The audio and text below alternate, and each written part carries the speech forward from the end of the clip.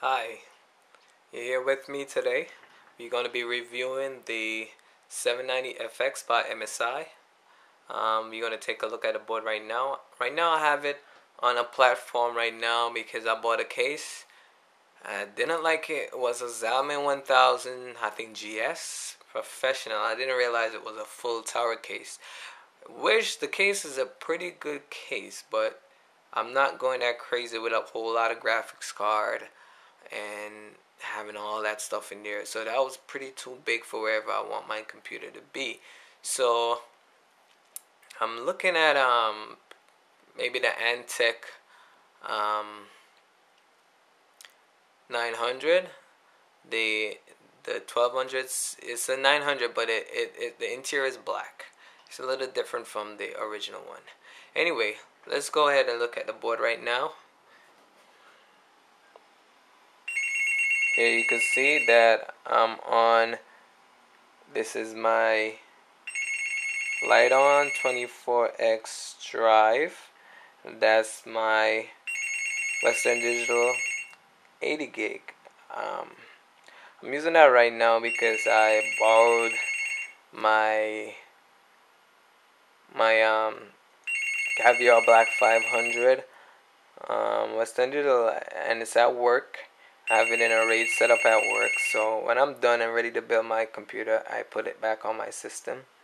I already have my operating system already partitioned and everything on there, so when I'm ready, I just plug and play. Anyway, here we go. This is the 790FX.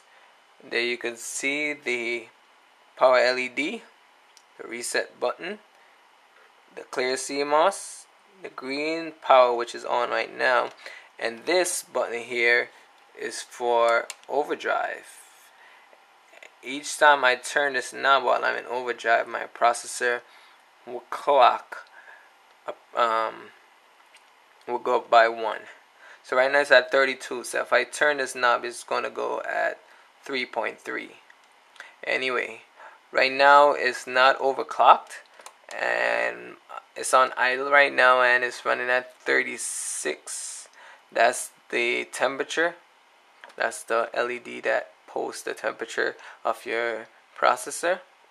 This is the cell bridge here, which cools your PCI Express and your PCIs. And there you can see here is that there right there is, the lens is trying to focus some time. Yeah, it's a pretty bad camera. I gotta take this back. Anyway, that there is where the audio is, and it's true Blu-ray audio, which takes you up to 24-bit. I actually am running a Radeon 4870 by FXX, the XXX edition, and this edition here is pretty good. I played Crisis. I didn't play it maxed out, but level is really high, and I get good frame rate, which maybe over 30 frame rates on it, and it was good enough. I did not max, and it was good for me, and played the game no problem, no lags, no nothing, and it does the job pretty well. And my friend also has this graphics card, and he's playing Blu-ray with no problem on it. Let's go and look at the rest of the motherboard. And there you can see that's the Express Cooling by Dr. Moss. It's a new thing now for the MSI series, Dr. Moss. Maybe it's his invention. That's the stock cooling from AMD for the Phenom 955, running at 33.2 gigahertz. I have a Mushkin memory there, which is 2 gigs.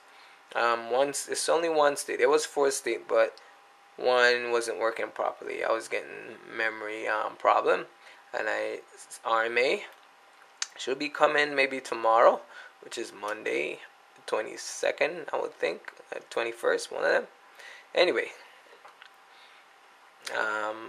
the 2 gig stick I'm running right now, I play Crisis on there, finish the game all over again. I go online and play with Crisis, no problem. It does the job with only 2 gig stick, and my computer is really fast browsing the web and everything, super fast. I have to say this motherboard overall, I would give it a 5 star. The only other motherboard I would really tell you, if you not really enthusiasm or want to overclock, which this board you don't really have to overclock, because it just gives you the tools to overclock. But if you don't want to have all these features, I mean, you could work your way around it by not even overclocking, but these features are just there.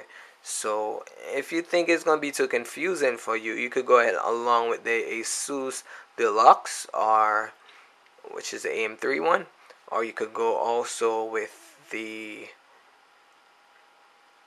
Asus Formula 3, which is pretty good, with a nice HD PCI Express 1.0 HD audio. I was looking into that one. I had the opportunity to buy either or, but I like that the LCD screen is on this board, and it has light indicators to tell if your voltage is too high, if you're overclocking. And if you're going to be running a 955, pretty much I'm thinking you may not be overclocking, because the processor is really high in the 3.2. If you plan to overclock, you would need a heatsink. I would not recommend you overclock with the stock cooling, because the voltage get really high on the 955, and my stock cooling sometimes it go up to 45 when I'm playing games, and 55 the max it ever went to. So if you plan to overclock, I would tell you get a heatsink. I mean, your board could go up to 80% without no problem, but if you want a lifespan like this board to always stay on the 60 degrees, I would tell you, if you plan to overclock and you want to take it maybe 3.5 and you want to keep it on at 60 degrees, I would tell you get a heatsink. And there's Cooler Master V8, sorry, and there's also the Corsair water cooling one, with a fan rear radiator, which is pretty good out there. I'm planning to get mine soon when I get my case. I'm giving myself to Christmas, and after the Christmas, I definitely would purchase that one. I'm looking in 2 cases. It's either the